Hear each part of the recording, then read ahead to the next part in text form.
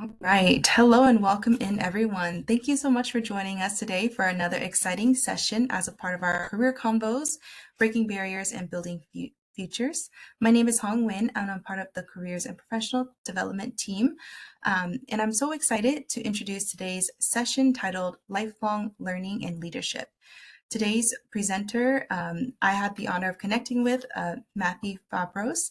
Mathy is a nurse manager at City of Hope and a proud WGU alumna. She has built a successful career in healthcare by embracing continuous learning and growth and allowing her to lead, mentor, and take meaningful impact in her community. So with that, Mathy, I would like to go ahead and pass things over to you. Great. Thank you, Hong. Good afternoon, everybody. I'm truly grateful for your presence here today, and for taking the time to attend this session today. Thank you to WGU and Hong for giving me the opportunity to share my story, my path to leadership by being a lifelong learner. My goal in sharing my journey to leadership is to inspire you to keep going in spite of the challenges that may come your way. If leading is your purpose, all the experiences that happens along the way will mold you to be the leader that you will become.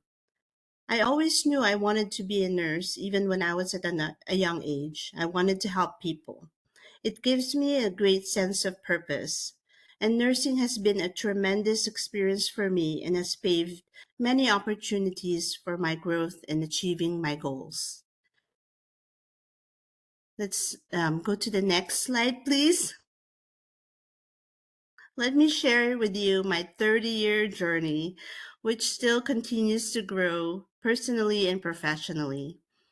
I started here as an associate degree in nursing. I graduated from a community college in 1995. Don't calculate the dates, but it has been 30 years. But with that, I wanted to graduate nursing right away, and there was a fast track for a 2-year program at the community college. And as an eldest in the family, I had a great responsibility to be able to help out my siblings. So when I went into nursing, I chose to go to a community college and had a goal of, yes, I will graduate nursing and then go to work and then continue my school while I'm working. So together with providing for my family and also enriching myself by going back to school at any opportunity that I can.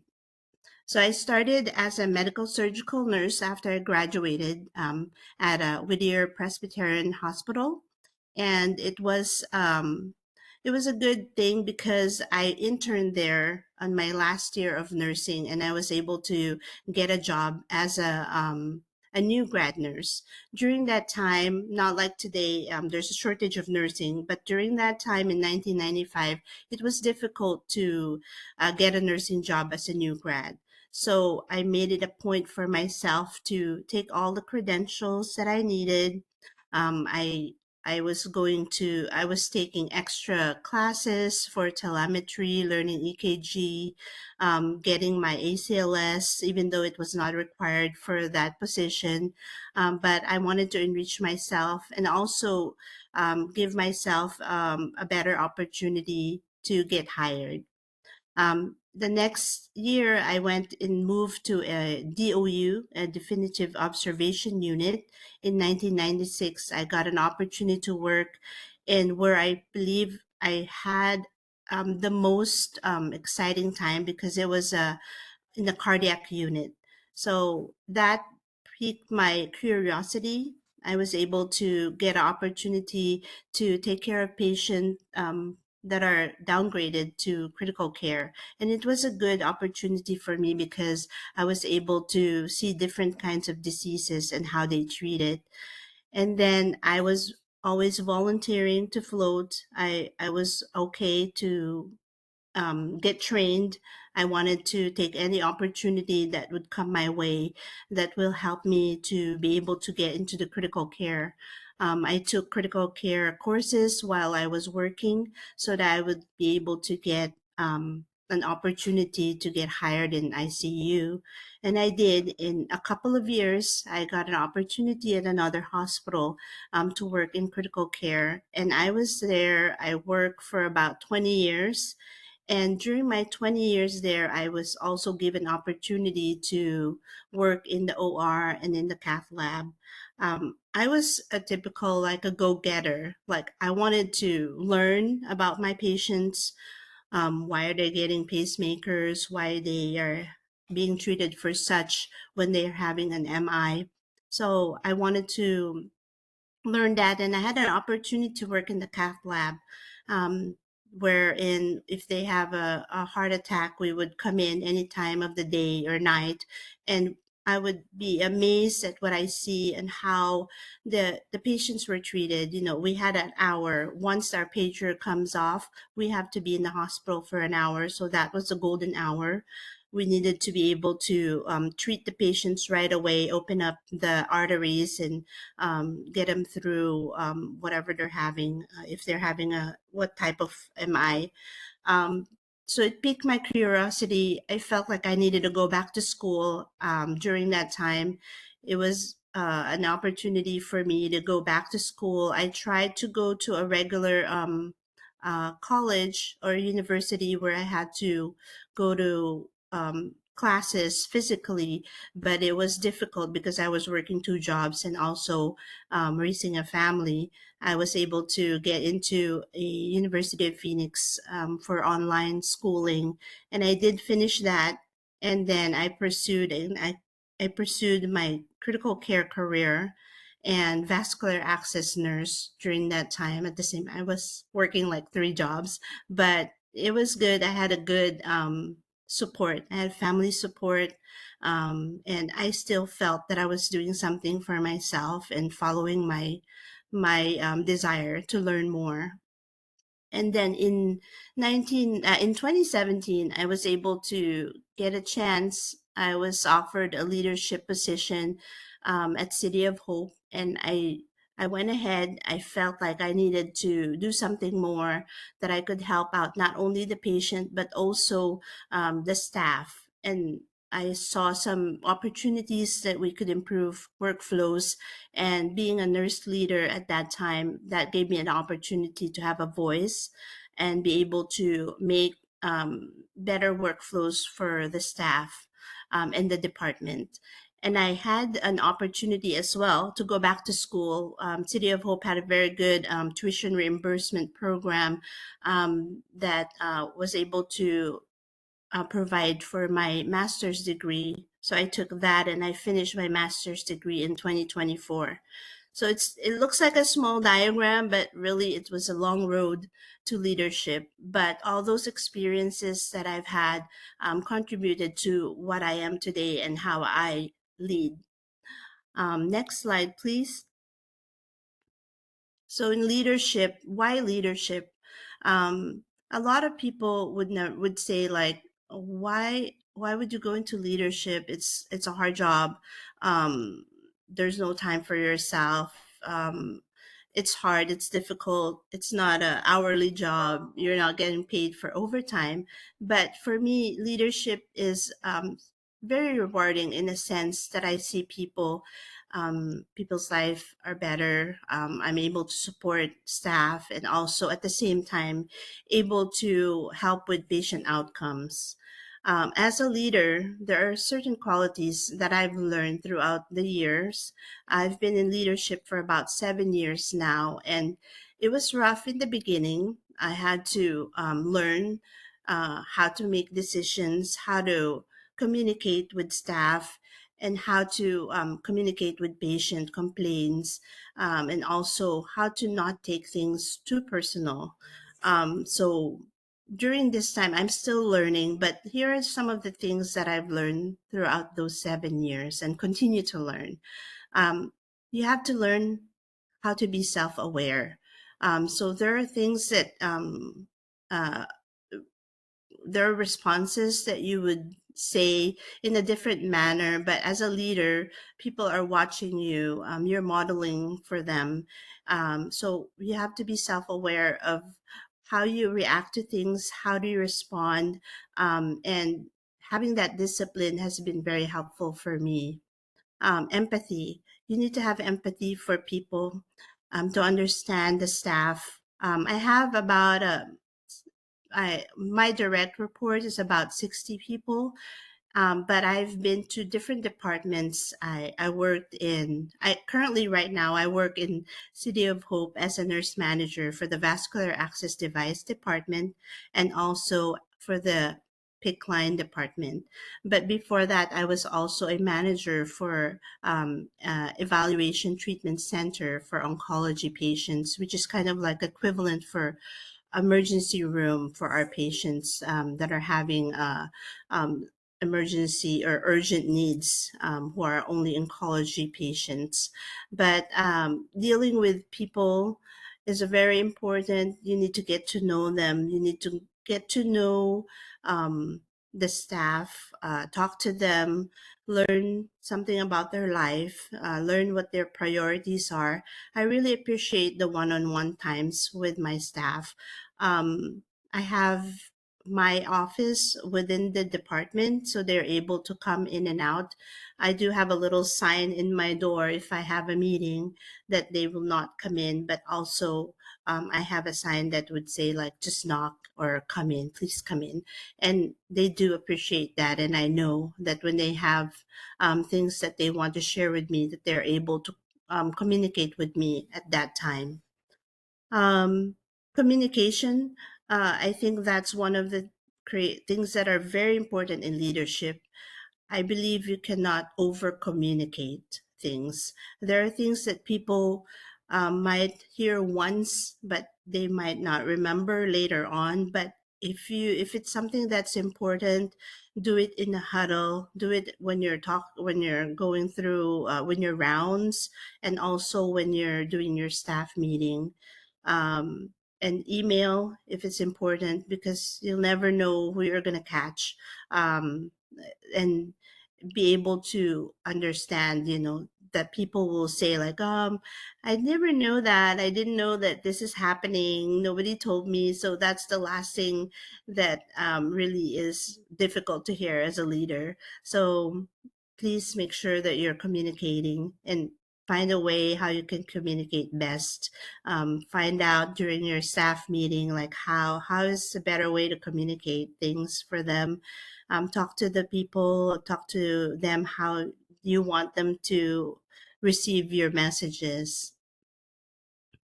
Another thing is diversity. I do believe being in a diverse group, having a diverse team gives so much opportunity for new ideas, things that we might not always see, but others do see. It's important to have that diverse group to be able to take care of what needs to be done, especially in healthcare. Um, Being in healthcare, we are in contact with different type of people from different backgrounds, and having the same team with the same background also helps, because then they're able to relate to the patients. So please make sure when you have a team, that you have a diverse team, that you're open to other ideas, and you welcome different backgrounds. Trust. So I've heard once before that, when you hire people, you hire them because you believe in them, that you know their capabilities. So when we're interviewing, I do have very good questions that I ask, that shows them how, kind of like shows them how their personality is and how they would interact with people, and also how they problem solve. So being that, when I choose a person to hire, I know and I trust that person will be a good match for our team. And that's what is needed in our department. So I believe that every person that's being hired, there are things that they do need to work on during the time that they're working, but I trust that they are competent and they're able to do the things that they need to do for the job, to do the job. And then as a leader, knowledge is important. I think that we sometimes we get busy with all the things that needs to be done on a daily basis, our tasks, our meetings. But I believe that it's also important to continue enriching yourself. That is why I believe I keep going back to school, learning about things, learning about new treatments, learning how to be a better leader. Um, and you owe this to your staff and to yourself, and to have that knowledge about the things that you're making them do. You need to understand it as well so that you can delegate it. So it's important for you to continue learning, learning how to do things, learning, getting in there, working, sitting with them, looking at their processes. So it's important that you're there with them, that you know and you can relate to what they're doing. So don't go too far. I know right now there's so many things when you become a leader, when you're a manager, you have so many meetings that you have to go in and attend. But I take the time. I block my schedule for my roundings. I block my schedule for focus so that I can step out of the office, round with patients, and also round with staff, and see how they're doing outside my office. So those are things I will go over with the time management um, after a little bit. But data, also remember that data is important. Learn how to collect data. As a nurse leader, we always remember how clinically this is what we need what is important for the patient, but there's also a budget. Unfortunately, there's budget in organizations. There's business people up above you that are making decisions. For example, if you need to ask for staffing, for more space in your department, you need to learn how to collect data, and that's your power. This is how you're able to communicate with them, so that they will be able to give you what you need. So it's important. One of the things that I learned early on is like, show me the data. So it's like, I need two more nurses. Okay, where's your data? So it's like, so for example, wait time. So when in my department, we see about 200 to 300 patients a day to collect blood from their vascular access. But I was able to help create a dashboard that shows the data of wait time, with the data of how many staff I have, so that I was able to show the leaders above me that this is how many patients I have for that day, and this is our current staffing, and this is the wait time. So I would test it out, and I'll have like days that I'm short and the days that I'm fully staffed, and it shows the difference. It will show the wait time of and they were able to grant my staffing and also get extra capacity. So those are important to learn as well. And then mentorship. I cannot emphasize so much about mentorship. It's important that you learn from other leaders, gain uh, gain and build relationship with people that are that have been through what you're about to go through, because you can bounce back ideas to them. You can ask for guidance. You can learn from what they've learned. Um, it's so important that then you can create a way for you to do things without being lost. Because sometimes, yes, it's kind of like a support group, but I have different mentors. I have mentors that I work with, that are maybe my executive director, and then also from outside my organization, and also from other like other field, not just nursing. But having that diverse group of mentors help me understand things outside of what I am currently having, and just helps me also think about the future, think outside the box, and also it helped me learn from their experiences. And also they help encourage me. So there are days, of course, as a leader, I've heard before that it's a lonely job because you're in your office, you're by yourself, and you always hear only problems, right? That you're supposed to have solutions for. But having the mentors that I have has been very important for me because they encourage me and help me understand that they've been through it and we can get through it, and you cannot solve everything. You can do little by little, and also, there are ways that you can help yourself step out of that office and not be alone. So you have your support group. Next slide, please. All right. The support group, when I'm talking about building connections and networking, I think one of the things that it really helped me be a better leader is to network, to join professional organizations uh, that are important to you, whether you're in healthcare or any other field. Um, go into that. Get into the association. Go to the conferences. I've been to conferences by myself, and listen to the different sessions. Try to meet new people.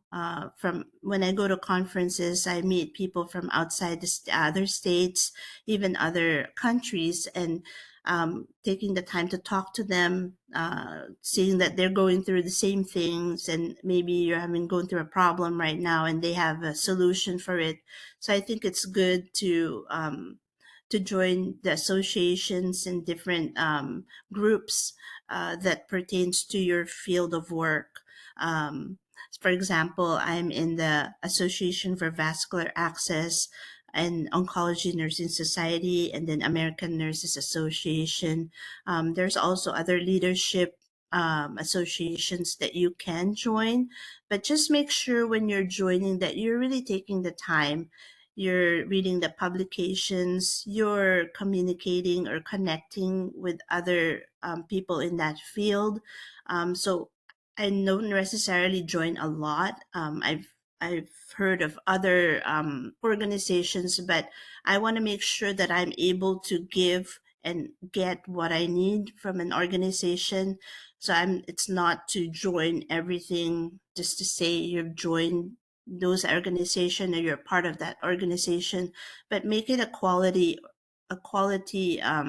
presence for them. So that's one of my advice to you: build that connection, and then join any mentorship program if you are in at work.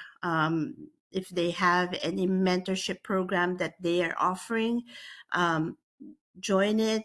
They have a mentorship program at work right now, and then you can put all your qualifications, things that interest you, and then they match you. So you get a match for mentorship. So those people you might not know of for different department, but you have the same interests. It's good to take the time. It helps enrich you and also get you out of your comfort zone. And then special LinkedIn has been very good connection for myself as well. I see people from different organization. I see their posts. I see professional posts from other vascular access nurses and the ANA. And also, people can reach out to you on LinkedIn. So I've gotten some messages from recruiters. I've gotten messages from other people that I used to work with, and they want to reconnect, and people that you currently work with that you don't know that they're doing something else outside of work. So it's really good to have these connections and networking. Um, so take that time to join and go out there and meet people. Next slide, please. And then challenges, nursing, leadership. In any leadership, there's always challenges. One of the things that I wanted to share was when I was a nurse leader during the time of COVID. So when I joined leadership, it was 2017. And I was just learning as a leader. And it was, like I said, like an emergency room for oncology patients. These are my crew, which we've bonded so much because we went through the difficult time during COVID. So during that time, we were the ones that are there. We have patients that are coming in very, very sick. We didn't know how to treat them. We wanted to take care of them, want to take care of ourselves as well and our family. So it was one of the difficult things, but yes, all the things are the traits of leadership that I mentioned earlier, like communication, trust. They know they trust me. I was there with them. I was there taking care of patients with them. I trusted that they're there. They showed up. It was one of the most scariest things in my career, but one of the most rewarding times. And we were able to get through it together. We brainstormed how we're going to treat patients, where we're going to treat them. And we were there for each other during the difficult time if we've lost a patient.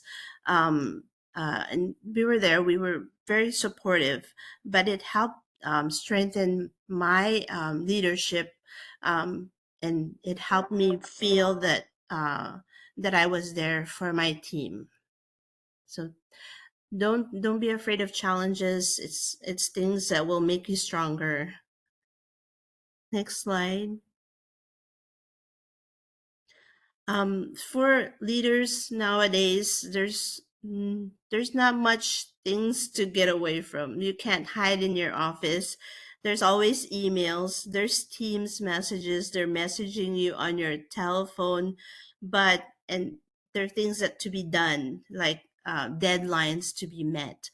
There are times that I've heard from other leaders like there's no more time. I'm so busy. My list just keeps going on and on and on.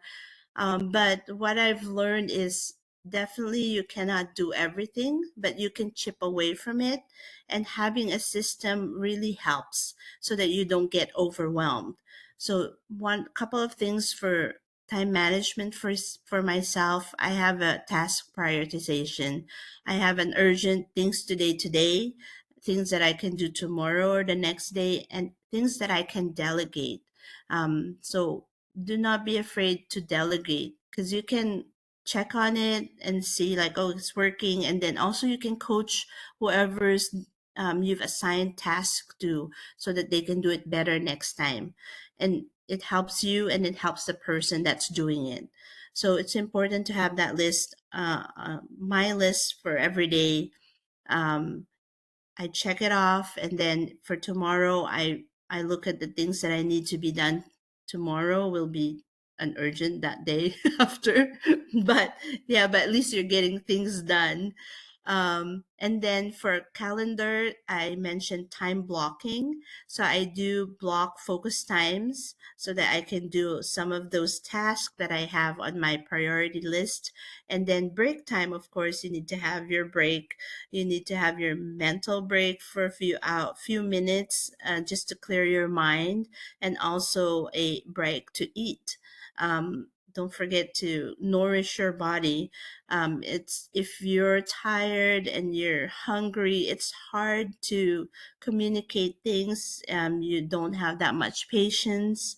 You can't think well, and you're just stressed. So it's not good for your health. So make it a priority, because if you're not well, you cannot serve others. So you need to make sure that you're taking that time, so that you'll be more productive. And the task, you'll be able to do it better if you have a better focus and you're rested. All right, next slide, please. Work life balance. So for me, this really helped me get through the stressors of work and to be able to feel that I am recharging. So my hobbies, I paint and I take care of plants. So I paint a lot. I do this. I do maybe about 3 times a week. I would sit in my painting my desk and paint. Um, And then I have plants that I take care of. So when I go home, I can de-stress and water my plants and fertilize them. And then it helps me stay away from my phone too, because if not, I'll be on my phone and checking on things at work, checking my email. So you need to make sure that you have that. And then this is a picture of my graduation last year, in Ontario for my WGU master's degree, and them and my family. So it's good to have that family time, to take the time to be with them, to have dinner with them, go to Disneyland on the weekend or whatever you need to do, a walk in the park, that you need to nourish that relationship, because without the support of people, it's difficult to do things on your own. It takes a village. Self-care day. So I googled my symptoms. It turns out I just needed a vacay.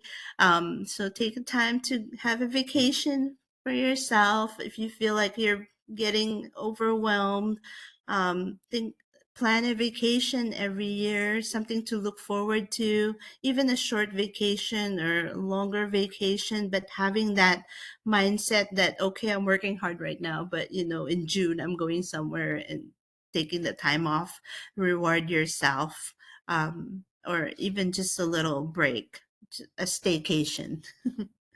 And then I also do one work day from home a day, and that helps me just be at home with my family, and then also to kind of go for my appointments during the week, because on the weekend it's hard to get all the appointments.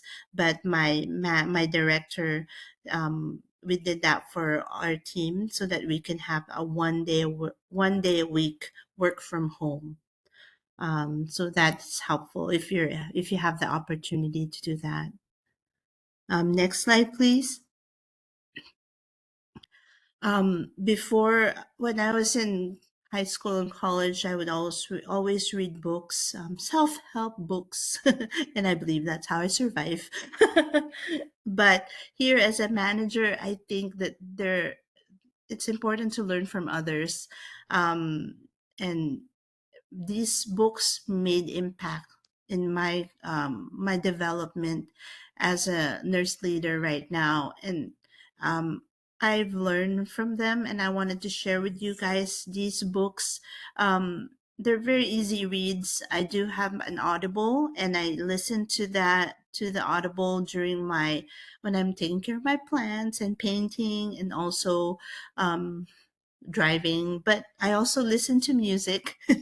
But when I feel like I need a boost, here are things that has helped me.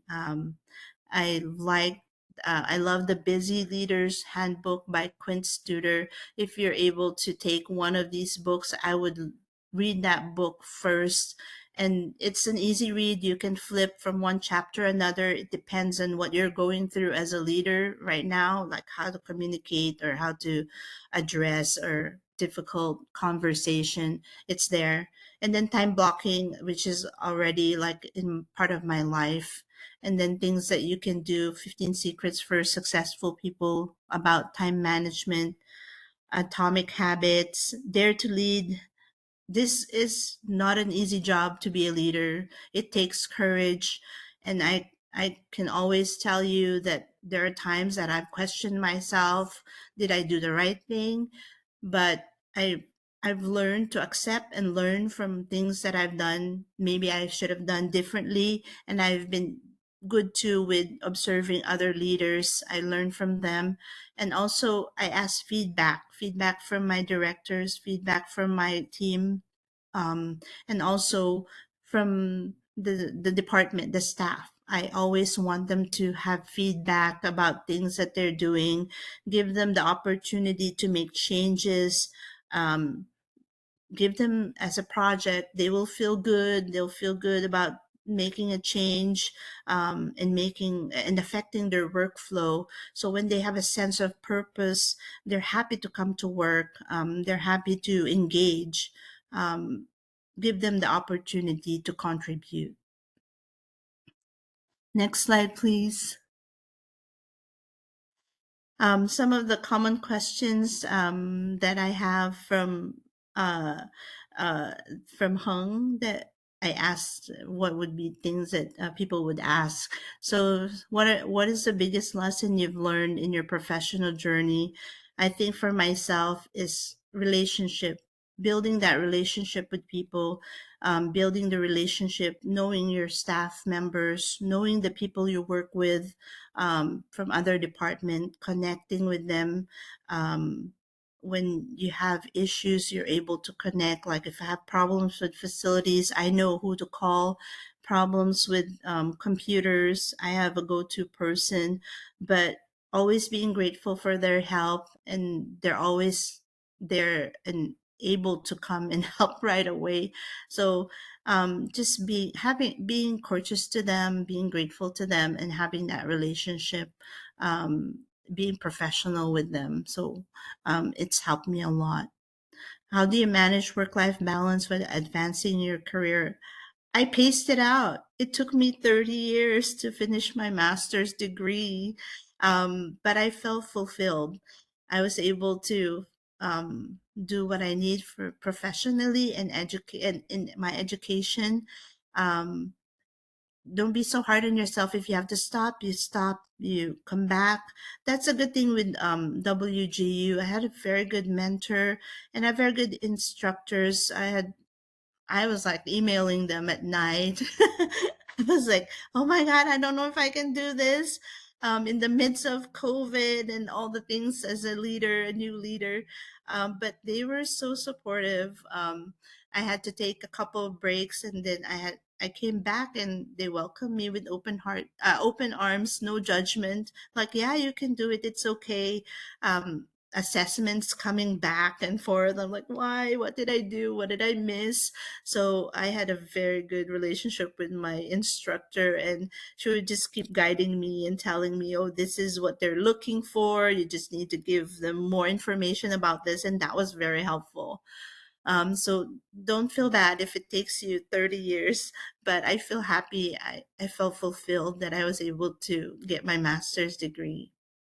How do you stay adaptable in constantly changing job market? Just get to know your staff, get to know your field, building that relationship. Having LinkedIn was very helpful because I'm still in contact with other people that change job, but they stay in contact. I would get a text or a call, and they're like, "Hey, how are you doing? Let's go get coffee." So that was very important, and that's also a way that you network and build relationship. What skills do you see most valuable in your industry over the next 10 years? I think as a nursing leader, it's important to continue working on yourself, collaborate with people. Having that mentorship support is so important. Learning how to extrapolate data so that you can speak to your business partners, and then just keep going, keep learning. I'm planning to go back for my DNP, but that's in my mind, but I know I can still do it. So it will take a few years again, but it's always something that I want to learn. I want to keep going. So hopefully that's in my future. Next slide. All right, just remember great things are done by a series of small things brought together. So I wanted to let you guys know that little steps, baby step, any step is a step forward. So keep going, keep learning, keep challenging yourself, and don't be afraid of leadership. It's so empowering to be able to make a difference for others and having an impact on patient care. So keep going. Thank you so much for taking the time. I really appreciate all of you. Thank you so much, Matthew. That was so great. A lot of great lessons, a lot of great reminders in there. Let's see, we did have a question here in the chat, and I think you may have addressed a little bit of it. But first one here comes from Jane, working two jobs, leadership, responsibilities, raising a family. How did you make time to take classes? And do you have suggestions on the best ways you have experience in pursuing ongoing education. Yes, it was very challenging. I can't say it was easy. There were sleepless nights, but it was all worth it. I had to really take the time, like, okay, I have it on my calendar, 2 hours, 3 times a week to study, to go and log in. So I don't necessarily do it every day because I have to do, like I said, like I love time blocking. So if I it's in my calendar, it's gonna be done. So I do have, like, from what I've done was 9 o'clock at night to 11 p.m. That was my study time. So it's 3 times a week, and it doesn't say that things happen, but I would make it up because I didn't want to do it on the weekend. I wanted to make sure that my weekends are free for my family. So I did it during the weekday, but I have to pace myself. If I know I'm studying for that day, that I have a long day and night, I try not to have too many meetings, or my tasks are not as heavy for that day. So you can prioritize your day that way. But there are times that things change, and just be flexible. Don't be hard on yourself if you cannot make the deadline. Just keep pushing, keep moving on. That's the best thing you can do.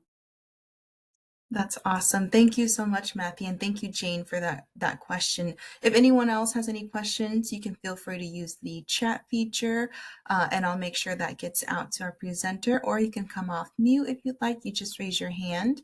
If you think of a question after the session, don't worry. You can always email us, and I'll make sure that gets through to Matthew as well. And I think your reminders today were so helpful, pacing yourself, and it's okay to take a break. I think sometimes we set very ambitious goals and deadlines for ourselves, and when those get missed, or, we fall short, we tend to think that, oh, maybe this is just not meant to be, but rather, uh, it's okay to take time, and it's okay to give yourself grace. So thank you so much for your great insight, and for your time today. We'll just give it another moment here just for any questions. And I know you answered some of those commonly ones, so you might have hit all the areas that our students and alumni had questions on today.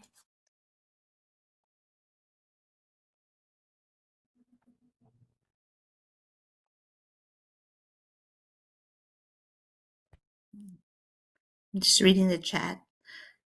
Thank you. Yes.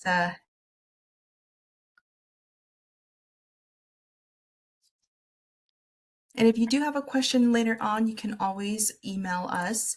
Um, a lot of good comments in the chat, Matthew. This was great. Thank you so much. I need to hold myself accountable with time blocking. It's a great reminder, Addison. But we can go ahead and conclude today's session.